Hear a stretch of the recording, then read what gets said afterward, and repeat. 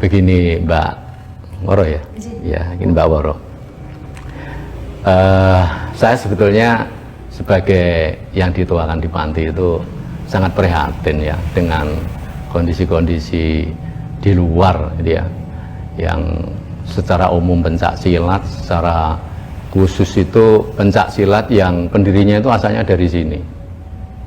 Kalau mereka gegeran bertempur, sebetulnya kita sebagai orang desa panti itu yang miris ya, kok bisa seperti itu gitu.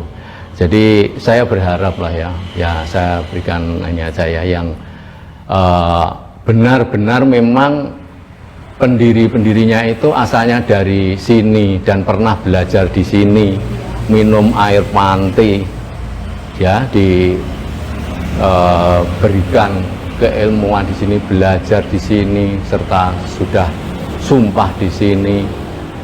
Itu diantaranya yang pertama itu sekarang menjadi perguruan yang sangat besar, itu Bapak Harjo Utomo ya, tahun 1922 itu yang mungkin ketidakcocokan prinsip karena zaman itu zaman bergolak, mungkin dia berjuang secara frontal dengan penjajah, saya jadi kurang paham ya. Beliau melepaskan diri dengan mengajarkan bela diri sebagai alat untuk perjuangan, bla bla bla. Saya tidak mengikuti sampai dengan akhirnya dulu waktu itu namanya PSC, sini menyebutnya Esa Muda ya, terus berkembang sampai sekarang menjadi Esa Terate ya, yaitu dulu saudara kita juga begitu ya. Kemudian yang kedua ada Pak Munandar ya, tahun 1932 itu juga melepaskan diri karena alasan juga tidak ada kecocokan dengan bapaknya Baisro Diwiryo ya, mungkin dengan beberapa, kalau saya baca di internet itu ya, dengan beberapa saudara adat sana mendirikan di Semarang namanya Setia Hati Organisasi ya, monggo semua sudah sumpah, sudah siap, monggo. Nah terus berikutnya ada lagi itu sekitar tahun 65an itu Pak Suwarno. Pak Suwarno itu keceran dari Bapak Hadi Subroto kan ada gitu. Kalau yang dua tadi keceran yang Suro. Itu beliau juga melepaskan diri mendirikan Persaudaraan Setia Hati Winomo Tunas Muda misalnya ya, dan mungkin dengar lagi ada tapi belum besar ya, tidak saya sampaikan lah. Nah dari situ mereka ini dulu kan belajarnya di sini, otomatis meskipun tidak ada kaitan secara organisatoris maupun keilmuan, sudah berbeda loh kan, sudah dia mengkreasi dengan dirinya ya, memodernisasi atau gimana. Lah itu saya sebagai pengesuh ini berharap jangan lagi ada pertikaian, khususnya di Madiun sebagai pusat berdirinya Setia Hati, dan nama Setia Hati ini dipakai loh ya, jangan ini ya, jangan dikira terus seenaknya, tidak. Kami juga mikir meskipun sudah punya rumah tangga masing-masing, kalau tidak pakai nama Setia Hati ya monggo sakarmu dewi gitu, tapi karena nama itu dipakai, nama itu nama kita ya.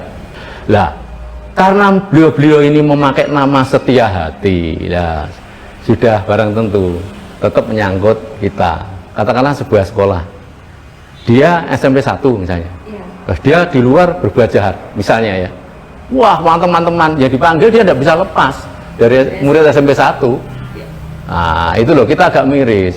Mari, saya berharap bersama Bapak Juru Kecer, Pak Ismadi dan seluruh saudara-saudara Setia Hati, sudah bukan zamannya tidak usum, jangan merasa paling sama. Akhirnya yang dimasalahkan itu kan satunya merasa paling tua, satunya merasa tahu, tidak, saya paling tua, kami itu baru belakangan, geger. Nah, seperti yang saya sebutkan tadi, kita tidak pernah ngeteng-ngeteng sumpah, bukan, apa itu, tugu, gambar ini, jadi geger, sekarang kan sudah mulai gitu, ya. Kalau mungkin satunya masih kecil, tidak geger, kalau sudah sama-sama besarnya, pedoan ini, ada yang diparani, akhirnya dilarang di Wonogiri, ya toh, terus lagi terjadi pengerusakan di Sragen dan sebagainya ya. Jadi kita tidak mau sebenarnya seperti itu, tapi tidak apa-apa lah, mereka sudah masing-masing punya wadah, rumah tangga masing-masing. Sekali lagi saya jelaskan, tidak ada hubungan organisatoris maupun keilmuan, sudah berbeda semua. Ya, itu bukan apa-apa. Marilah, dengan karena mereka itu semua itu pernah belajar di sini, pernah belajar di sini semua, Mbak, yang saya sebutkan tadi. Kalau yang lainnya saya tidak tahu, tidak tercatat di sini. Kalau yang saya sebutkan memang beliau dari sini, asalnya sama dari sini semua, dari desa kita. Ya, saya berharap rukun, tidak ada sama dari sini semua. Ya, jangan mencari perbedaan. Kalau perbedaan disatukan tidak bisa. Perbedaan biar tetap perbedaan jadi khasanah budaya kita. Ya, yang bersatu siapa? Orangnya. Kalau ajaran disatukan tidak sama, no. Nanti yang satunya itu harus fisiknya bagus dulu, baru ini yang satunya tidak, loh kan berbeda. Ilmunya yang disampaikan juga berbeda. Ya, nah, maka itu tadi mari kita wujudkan. Madiun ini sebagai kota pendekar, tunjukkan dengan perilaku yang baik. Ya, ini dari Panti seperti itu, insya Allah dari Panti tidak aja yang neko-neko. Ya, kita wujudkan bukan dalam bentuk slogan, kalau Pak Abbas menyampaikan, tapi dalam bentuk amaliyah, perbuatan perilaku. Mulut dijaga, perilaku dijaga, insya Allah selamat. Tidak terjadi gegeran.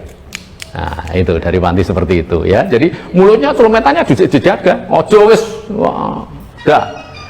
Dan itu yang terakhir saya sampaikan, mengingatin tadi Mbak Oro sampaikan bahwa kenapa kita tidak pakai sedulur tenggar terus sudah diganti. Ya, jadi kita pakai Panti Setiati 1903. Jangan ditanya lagi Mbak Nel kan sedulur tenggar, iya itu begitu, tapi oleh yang sudah diganti. Ya, dan setelah diganti tidak boleh dipakai lagi, tidak boleh muncul itu, karena yang tidak setuju. Itu loh ya, tidak setuju. Joyo Gendut kan mengandung kesombongan, tak sebutkan tadi. Ya, Pati kan tanyakan, loh Pak 1903 ini kalau di sejarahnya kan sedulur Gasol, kenapa ini kok Panti Setiati 1903 ya sini jalurnya itu memang seperti itu, udah diubah dan kita harus katanya kita tunduk taklid pada yang. Ya kita harus yang sudah mengganti diganti ya gitu aja, kita seperti itu. Kurang lebihnya seperti itu. Ya, saya harap semua saudara-saudara kami yang di Persaudaraan Setiati di luar kami, saya selaku sesepuh yang di Panti berharap supaya bisa menahan masing-masing. Kita wujudkan Madiun sebagai kota pendekar ini sebagai percontohan bagi kota yang lain bahwa pencak silat bisa damai, pencak silat bisa menyatu dalam arti human relation dan jadi khasanah budaya Mbak Woro ya, sebagai tinggalan nenek moyang. Saya